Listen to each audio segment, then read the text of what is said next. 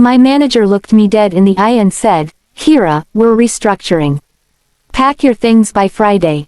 I had worked there 15 years, built half of the systems they were still using, and she delivered the blow like I was a disposable coffee cup. I didn't argue. I didn't cry. I smiled and said, "I completely understand." What they didn't know, I had already started building my escape, and their downfall, 6 months earlier. If you've ever been tossed aside by someone who thought you were replaceable, this one's for you. Hit that like button and subscribe, because this revenge story is cold, calculated, and deeply satisfying. Let's dive into how one woman turned corporate betrayal into poetic justice. I started working at Virex Solutions when I was 24. It was my first, real, job out of college. I was eager, hungry, and ready to prove myself.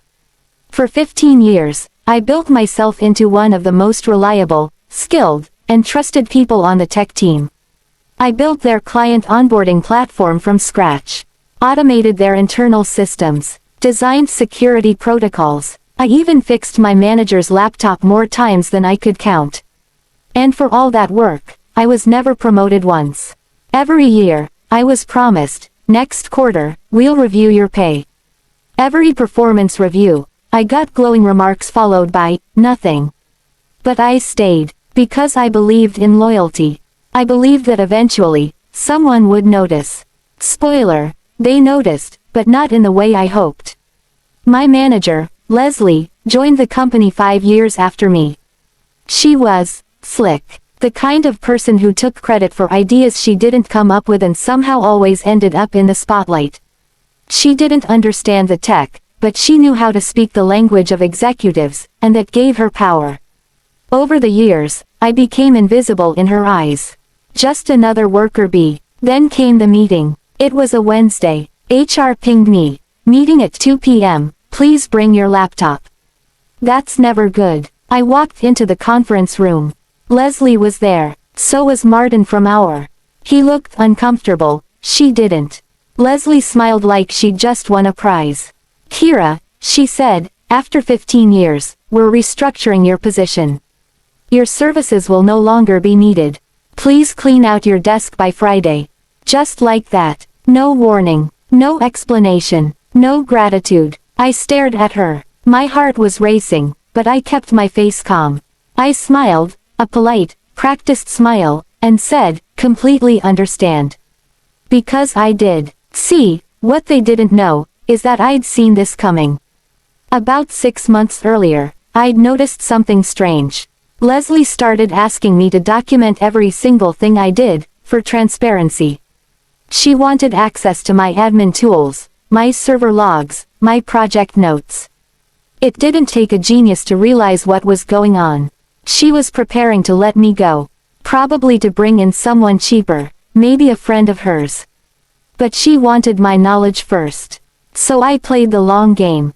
I started documenting, but not everything. I created fake training modules with outdated information. I left breadcrumbs in documentation that led nowhere.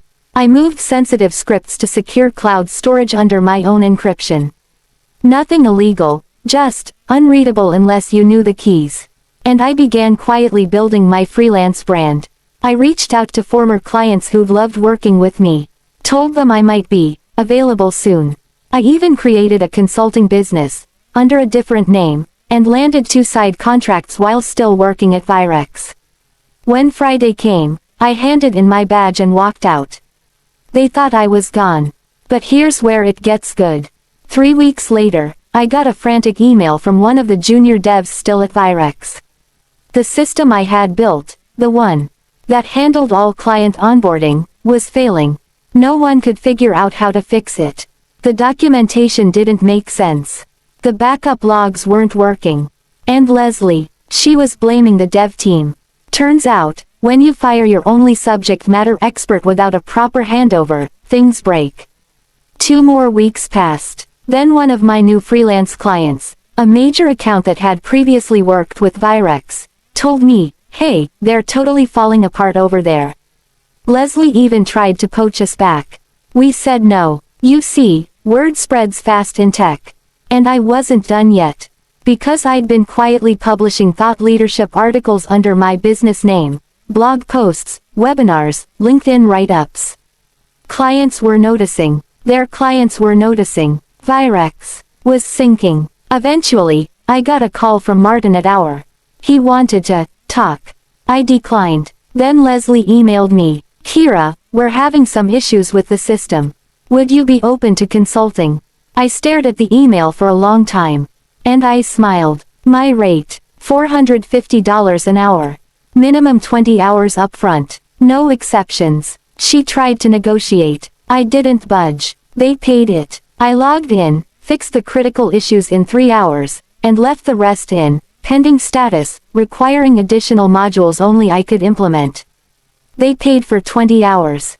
I gave them exactly 20 hours. 3 months later, Virex quietly shut down their onboarding division.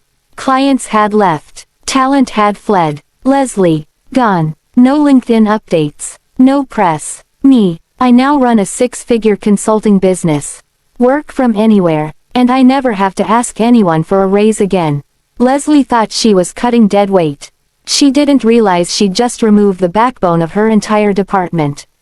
And by the time she understood what she'd done, it was already too late. She gave me a deadline. I gave her a downfall. Loyalty is beautiful, but only when it goes both ways. If someone treats you like you're replaceable, prove to them that you're not. You don't have to burn bridges to watch them collapse. Sometimes, all you have to do, is walk away and let them fall. If this story gave you chills, smash that like button and drop a comment. What's the most satisfying revenge story you've ever seen play out? And if you love seeing karma in action, make sure to subscribe, because we've got more stories just like this one coming soon.